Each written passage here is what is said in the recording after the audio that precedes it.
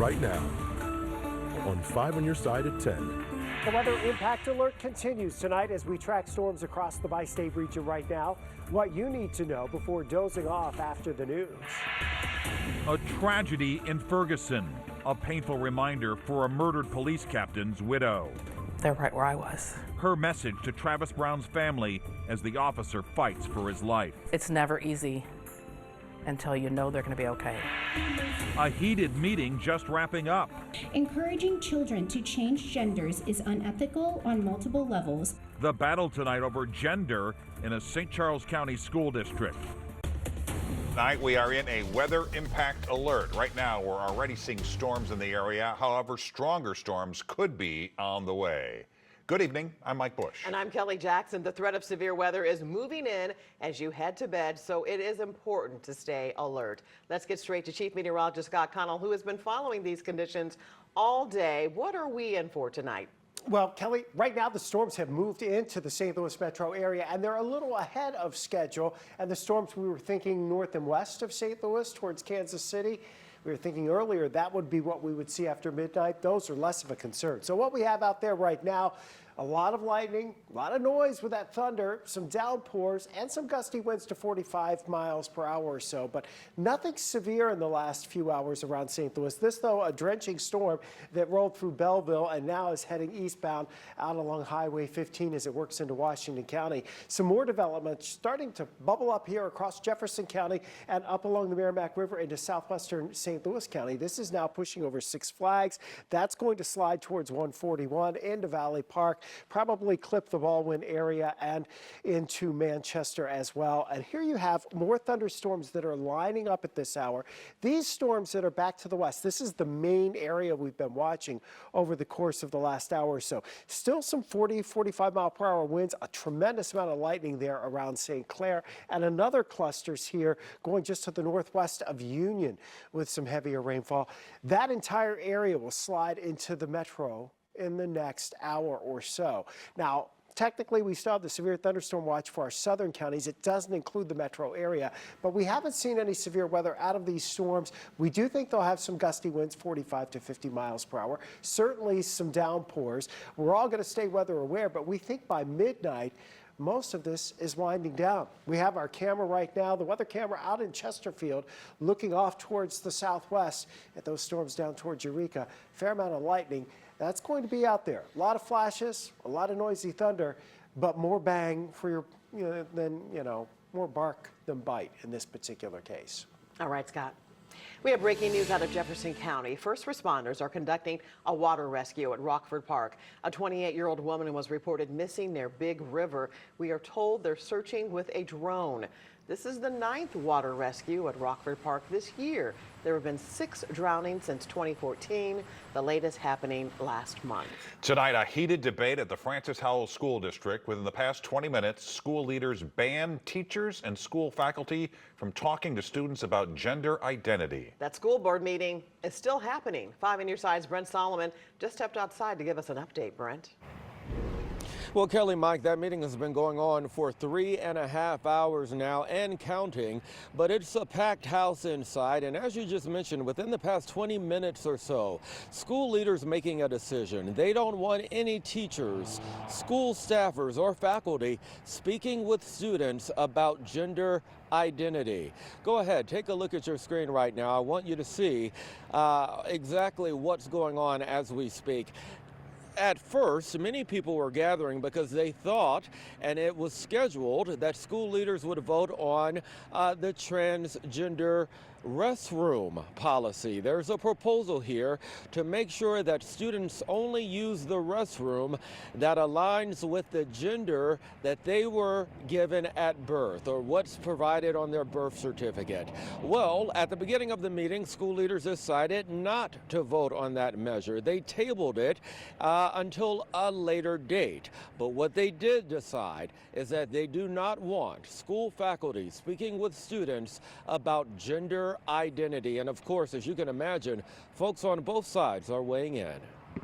Recently, I read an email posted online from a Francis Howell preschool teacher that admitted she was discussing sexual preferences with a 4-year-old.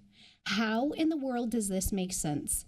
This should not be allowed in our schools. Any kid can go to a teacher, a counselor, or a trusted staff member and have a conversation about anything else that might be troubling them, except this. This is the only issue.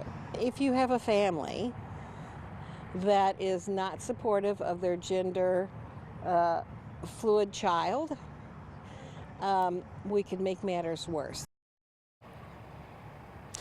I can also tell you this, 5 school board members voted in favor of that ban, 2 voted against it. No word yet when the bathroom policy will get a vote.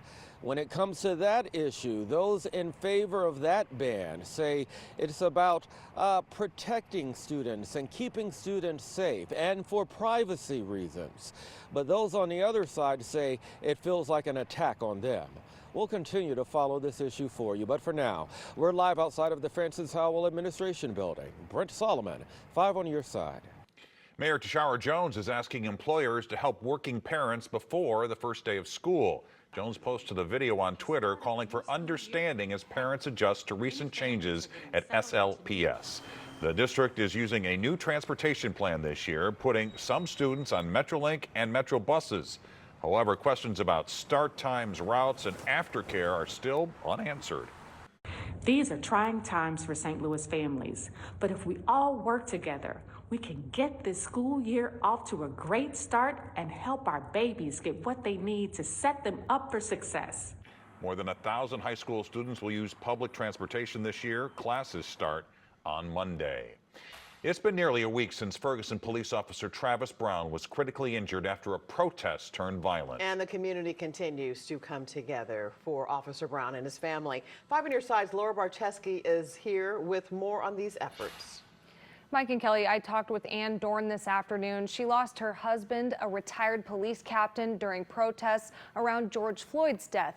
And ever since then, she's made it her mission to help officers in need during hard times like this.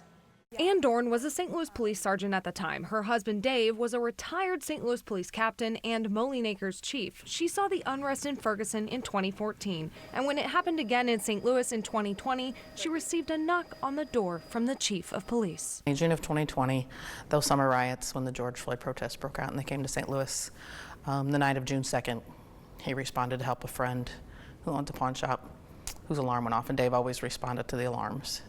And he was confronted by protesters and murdered.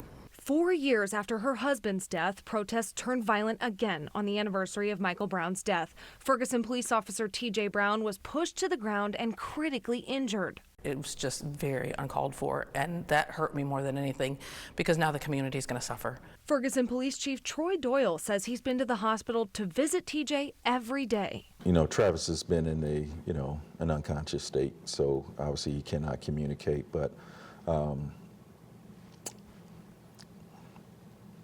as Chief Doyle gets emotional, Travis's family says he's making small improvements that give them hope. Yeah.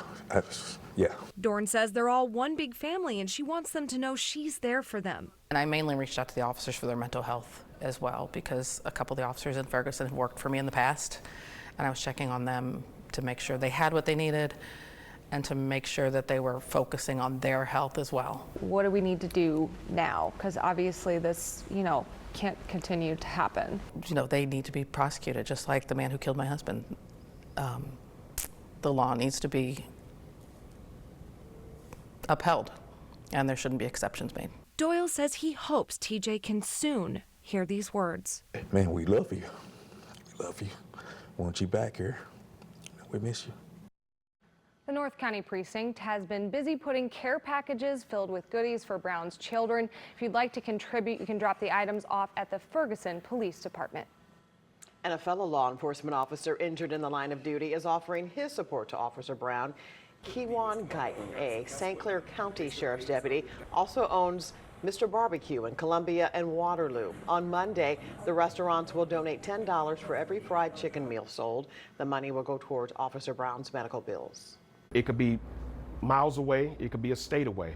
We're always praying for each other. We're there for each other. We have their six, as we call it. We have their back. The fundraiser will take place Monday from 11 to 8 and a GoFundMe page has already raised more than $3,000.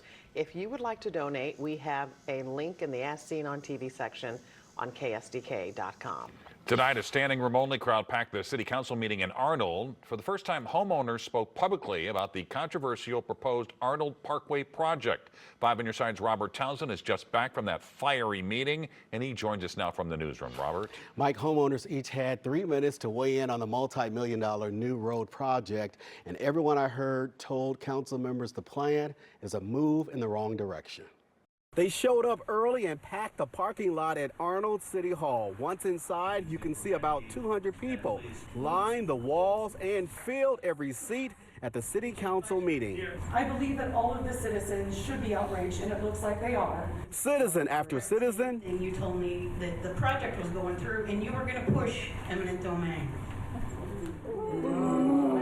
Fired off about the Arnold Retail Corridor Transportation Development District's plan to build a 2-mile, 2-lane road that would connect Highway 141 and Richardson Road. Alan Luffy has lived in Arnold for more than 20 years. We didn't have a chance to vote on it. I think it's underhanded. It's useless. City officials say the $75 million project would connect the city's northern and southern commercial districts. They say acquiring a large section of the popular Water Tower Place shopping center and 38 homes is needed to achieve the plan. But fuming neighbors say they do not want to give up their homes and businesses. At one point during the meeting, there was this heated exchange between Mayor Ron Counts and this neighbor. I'm not under a gag order. I don't know what it is. Politicians do not tell the truth. Monday, the owners of the shopping center filed a lawsuit to stop the project, saying the city acted in secret for the past 3 years to develop the plan. Sarah Lurkins and her group, Citizens Against the Construction of Arnold Parkway, circulated a petition to recall the mayor and other council members. Nothing will be good for the city of Arnold if you're talking about building a road that's dangerous, forcing people out of their homes, and forcing businesses out of the plaza. Now, we heard from more than a dozen people during that meeting, and again, not one supported the project. Nearly 4,000 residents also signed another petition against the road project. No final decision has been made. Of course, we will let you know when that happens. On top of a federal class action lawsuit, meat supplier Boar's Head faces another lawsuit from a High Ridge woman. 88-year-old Sue Fleming caught listeria after eating some of the company's deli meat. Boar's Head recalled 7 million pounds of the meat after discovering a listeria outbreak. Fleming spent 9 days in a hospital and 11 days in a rehab center.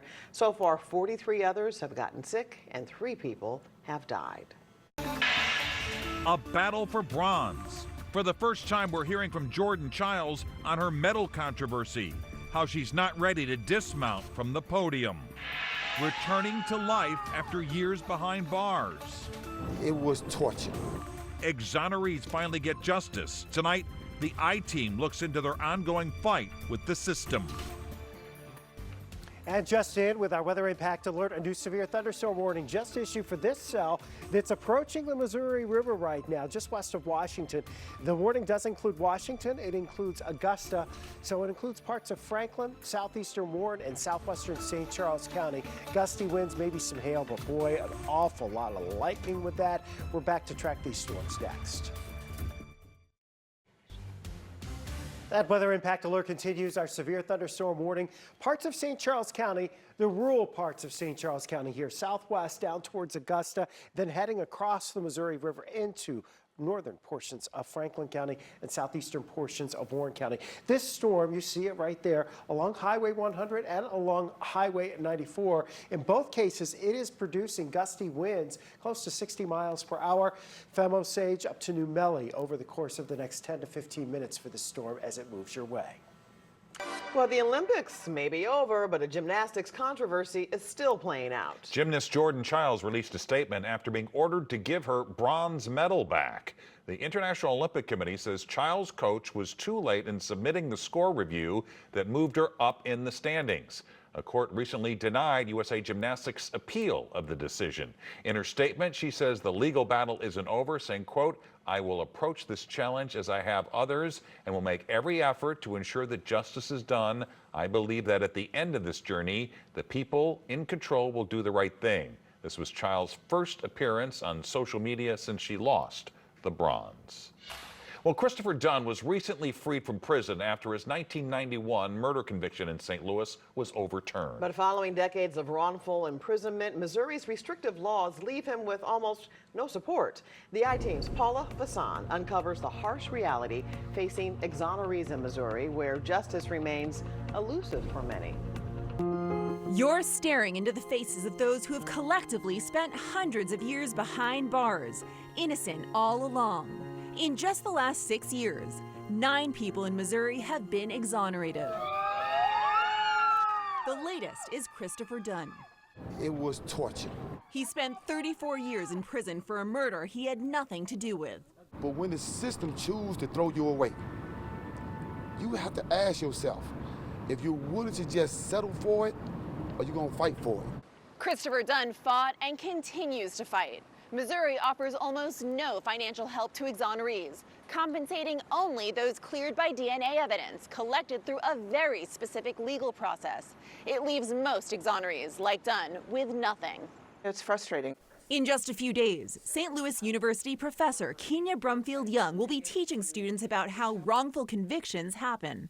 We talk about things like eyewitness testimony. We talk about forensic errors and things like that. Errors that lock up innocent people with no safety net if they're ever set free. And they get out and they have no support. They have, very little money. Locked up at just 18, Dunn lost most of his working years to prison, significantly reducing potential Social Security benefits.